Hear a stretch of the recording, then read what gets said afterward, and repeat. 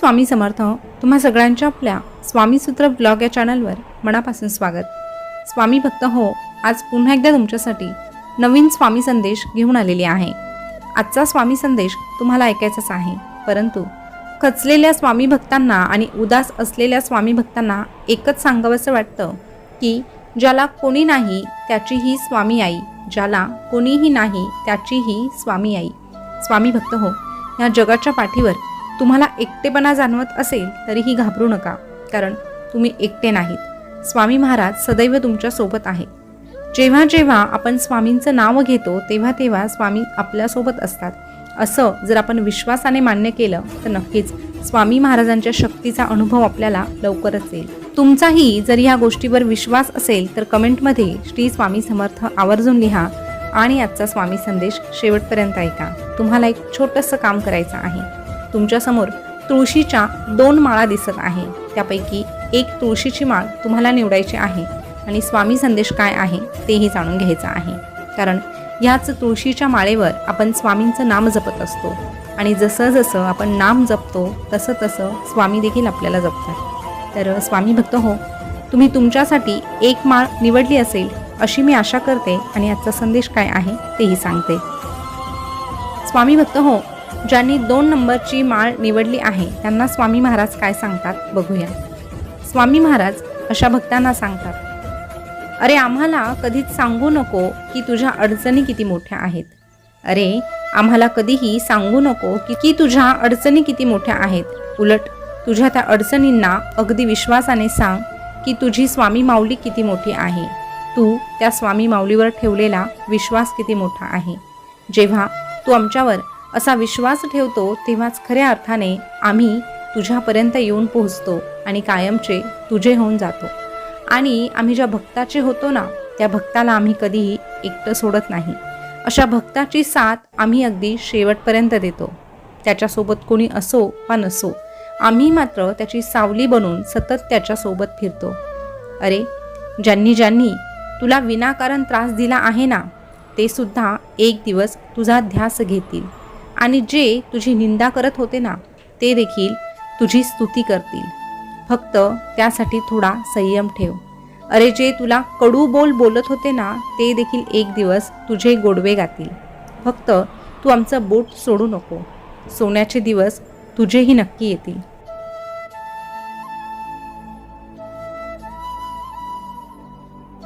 अरे जगामध्ये टीका जर तुझ्यावर होत असेल तर नक्कीच एक गोष्ट तुला मान्य करावी लागेल की तुझ्यामध्ये काहीतरी खास आहे. ज्या लोकांमध्ये काहीतरी खास असतं अशा लोकांवर टीका केली जाते. आणि जर तुझ्यावर टीका केली जात आहे तर त्या टीकेलाही तू घाबरू नकोस. उलट स्वतःचं मन शांत ठेव, स्वतःवर नियंत्रण ठेव आणि स्वतःवर नियंत्रण ठेवता ठेवता आमचं नाम मुखात ठेव. जसं जसं आमचं नाम तुझ्या मुखात येणार आहे तसं तसं तुला आमच्या शक्तीचा महिमा देखील कळणार आहे. आणि हा ब्रह्मांड नायक तुझ्या सोबत आहे तर तुला फिकीर कशाची. अरे तू कर मत फिक्र जो हुआ ही नहीं, तू कर मत फिक्र जो हुआ ही नहीं, मैं करूँगा वो जो तूने सोचा ही नहीं, मैं तो करूँगा वो जो तूने सोचा ही नहीं. अरे जो आमचा हात पकडतो ना त्याला उभ्या आयुष्यात कोणाचेही पाय धरायची गरज पडत नाही. अरे सतत तुझ्या सभोवताली जाणवणारी एक शक्ती म्हणजे स्वामी शक्ती. आणि ही स्वामी शक्ती जर तुझ्या सोबत आहे तर तुला फिकीर करण्याची गरज नाही. अरे आम्ही जर तुझ्या सोबत आहोत, आम्ही जर तुझं बोट धरलं आहे तर तू तुझ्या समोर येणाऱ्या संकटांना घाबरू नकोस, कारण त्या संकटांमध्ये तुझा साथीदार आम्ही आहोत. आणि जेव्हा आम्ही आमच्या भक्ताचा हात पकडतो तेव्हा त्याला एकच सांगतो, भिवू नकोस, मी तुझ्या पाठीशी आहे. भिवू नकोस, मी सदैव तुझ्या पाठीशी आहे.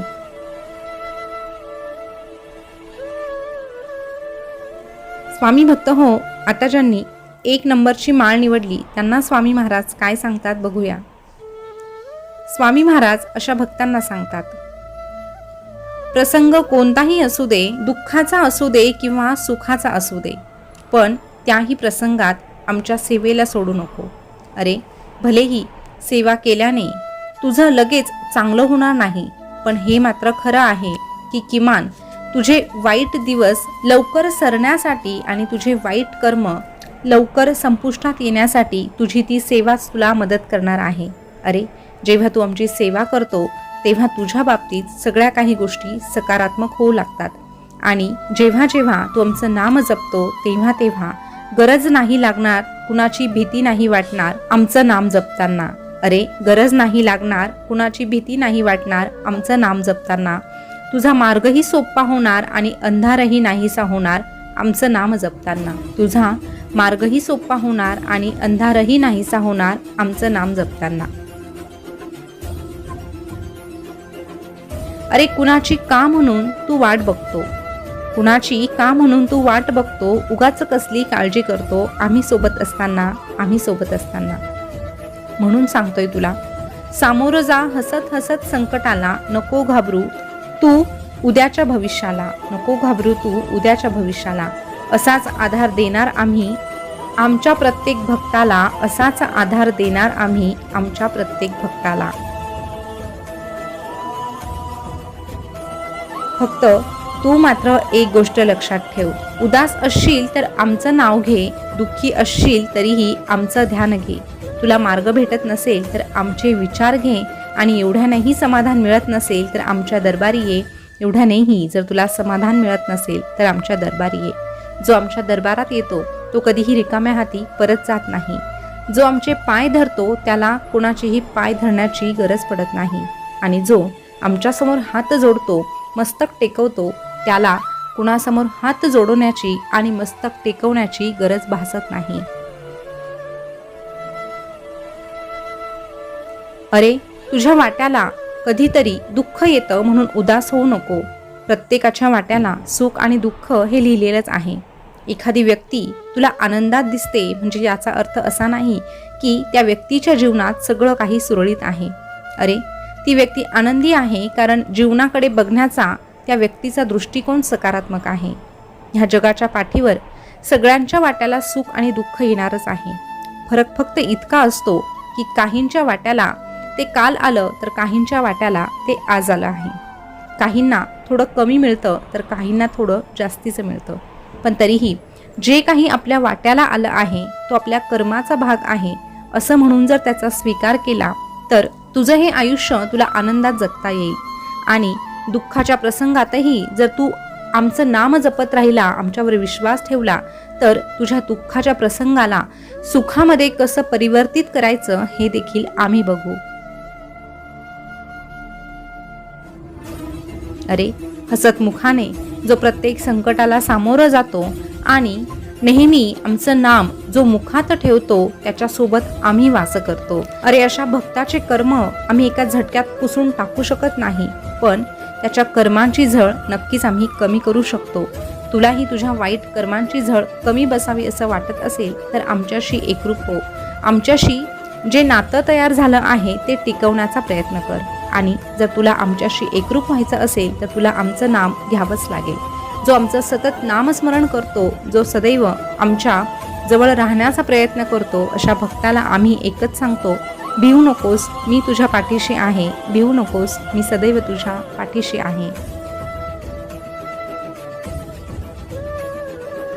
स्वामी भक्त तुमच्यासमोर तुळशीच्या 2 माळा आल्या होत्या आणि तुम्ही त्यातली एक माळ निवडली होती अशी मी आशा करते. तर तुम्ही कुठल्या नंबरची माळ निवडली होती हे कमेंट करून नक्की कळवा.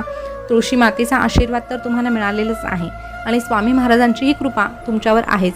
पण दररोज जर स्वामींची कृपा आपल्यावर व्हावी असं वाटत असेल तर आपल्या स्वामीसूत्र ब्लॉग या चॅनलला सबस्क्राईब करा, कारण दररोज आपल्याकडे नवनवीन स्वामी संदेश येत असतात आणि त्यातून आपल्याला प्रेरणाही मिळत असते.